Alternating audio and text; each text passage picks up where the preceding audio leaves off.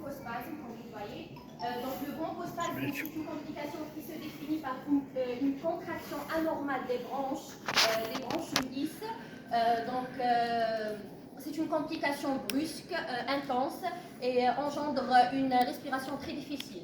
Donc on a parlé sur les étiologies, comme l'irritation des voies aériennes, certains médicaments, les maladies pulmonaires telles que l'asthme, les BPCO, etc.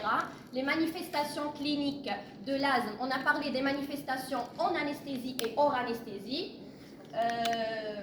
Les effets des agents anesthésiques sur les voies aériennes. Donc on a parlé sur les barbituriques et les non-barbituriques, donc les hypnotiques et les effets des hypnotiques sur les voies aériennes, les morphiniques, les curares et les anesthésies locaux.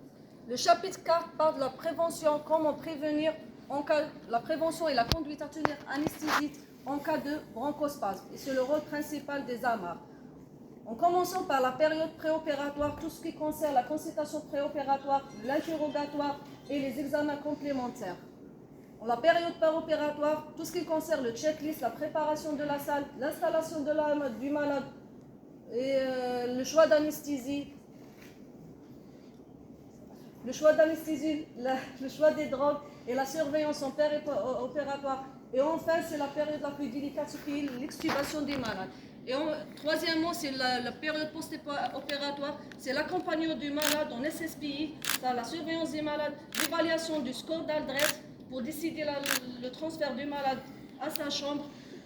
Et enfin, comme événement, un bronchospasme post-opératoire, comment réagir en face à un bronchospasme en SSPI.